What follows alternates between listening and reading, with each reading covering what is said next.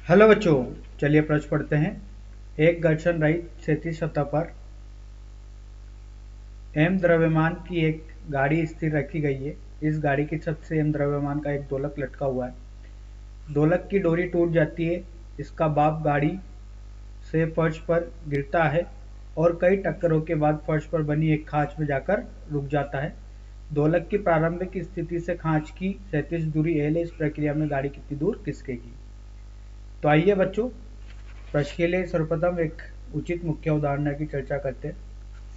तो देखिए बच्चों, जब किसी भी निकाय का द्रव्यमान अगर स्थिर रहता है तो इस निकाय के द्रव्यमान की स्थिरता के लिए बच्चों यहाँ पर जो xcm होगा इसका मान 0 होगा। तो इस स्थिति में बच्चों जो यहाँ पर इसकी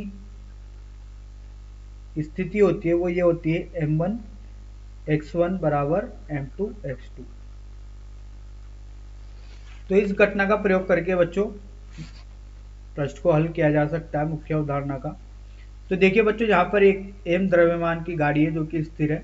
ये एक स्मॉल छोटे m द्रव्यमान का बच्चों यहाँ पर एक बोप लटका हुआ है बच्चों। अब जैसे बच्चों यहाँ पर ये डोरी टूट जाती है, तो जैसे ये डोरी टूट जाती है तो ये बोप फर्श पर गिरता है। ठीक है, तो यहाँ पर आता है बच्चों, जहाँ से बच्चों ये दोलन करके और यहाँ पर जो खांच बना हुआ है तो ये दूरी कितनी तय करता है बच्चों? l दूरी तय करता है और इसमें ये बॉल गिर जाती है। ऐसा प्रश्न में बताया गया है।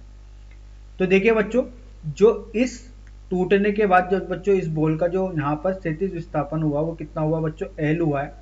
इस स्थिति में बच्चों यहाँ पर ये x आगे गाड़ी खसक चुकी है। ठीक है, तो बच्चों ये बताना है कि x कितना हो गया। तो देखिए बच्चों, जो इस पूरे निकाय का जो द्रव्यमान केंद्र है वो द्रव्यमान केंद्र बच्चों जो है उसकी स्थिति परिवर्तित नहीं होने वाली इस घटना के आधार पर। तो जो द्रव्यमान केंद्र है उसका तो विस्थापन xm वो तो कितना होगा बच्चों? तो 0 होगा। तो इस स्थिति के लिए बच्चों यहाँ पर अगर निकालना है कि गाड़ी कितनी सर की मतलब x का मान निकालना है तो यहाँ पर लगाते हैं बच्चों। चूंकि बच्चों यहाँ पर xm का मान कितना हो गया? 0 हो गया।